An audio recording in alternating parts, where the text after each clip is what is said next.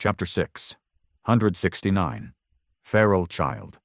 When Sunny heard the white-haired war maiden refer to her disciple as a feral child, he assumed that she was speaking about an especially ferocious female warrior being trained in the ancient sect of war. What he had not expected, however, was that his enemy would turn out to be a literal child. Damnation! As Sunny watched with a grim expression, two of the awakened maidens dragged a girl of about 11, maybe 12 years of age, into the hall, then threw her on the stone floor in front of him. The girl had a scrawny, juvenile body that did not seem to have touched on the path to maturity yet. Her short, wild hair was of a vibrant red color, almost the same as the torn silk garments she wore. Her skin was pale and white, or at least it was supposed to be. Instead, it was blue and black, almost the same color as Sunny's own, which had been made to resemble obsidian by the embrace of his shadows. The girl had obviously been often and cruelly beaten, to the point that it was hard to notice a spot free of bruises on her once tender body. The whites of her eyes were hidden by the cloudy red layer of blood that had burst from ruptured vessels, making the child look like an actual beast. Hitting the floor, the girl remained motionless for a few moments, then let out a long sigh, and slowly stood up, lean muscles rolling under her bruised and lacerated skin. Even though she seemed tall for her age, she was still too small to reach up to Sunny's chest. Curse these mad witches! Suddenly full of fury, he glanced at the three ascended war maidens with a dark expression, then looked down at the abused child in front of him. Was this whom he had to kill? Just a few moments ago, the task seemed so easy. The girl, meanwhile, finished picking herself from the floor and faced the war maidens with an insolent, contemptuous expression on her bruised face.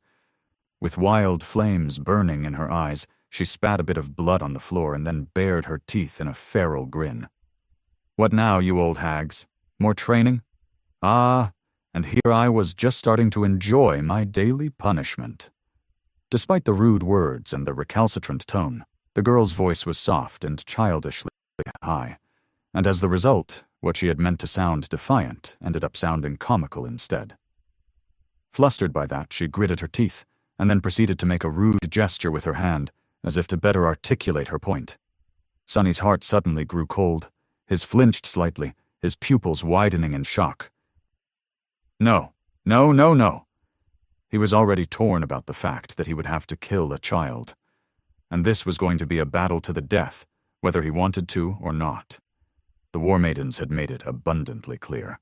Showing mercy would be the same as admitting defeat, thus surrendering both his own life and that of Kai to their slaughter. But when the girl spoke, things took a turn from bad to worse. Because even if he had not recognized that tone, which he instantly did, Sunny was pretty sure that the inhabitants of the Kingdom of Hope were not in the habit of expressing their meaning with their middle fingers. That was a thing humans in the waking world did, which left only one possibility. The feral child in front of him was Effie. God damn it! Now there was no chance at all that he would kill his opponent and follow the ritual set for them by the maidens. All that stuff about not having to fight the entire sect he had felt relieved about a few minutes ago, any possibility of that was basically gone. How were they going to get out of this one? He gritted his teeth, a low growl escaping through them. Hearing it, the senior war maiden smiled coldly, and then stared at Effie. No training today, insolent child. Instead, a test. We have guests today, you see. Kill them. And I might order your older sisters to feed you today. You have been demanding food, have you not? At the mention of food, a somber expression appeared on the girl's bruised face. She hesitated for a moment, and then turned around, searching for these guests she was supposed to kill. Because of how the hall was lit, the figures of everyone who stood near the entrance and along the walls. Saint, Kai, and dozens of war maidens who were here to witness the challenge, appeared as dark silhouettes. The only one whom she could clearly see was Sunny. Effie stared at his abdomen for a few moments, confused. Then, she slowly craned her neck, looking higher and higher, and then higher still. Her face gradually grew paler and paler, until a hint of fear appeared in her eyes. "Whoa! Hey there, big guy!" She shivered, then glanced back at her teacher. "Are you joking? I am supposed to kill that monster?" The War Maiden shook her head. "Not a monster. A demon. Why, are you not hungry?"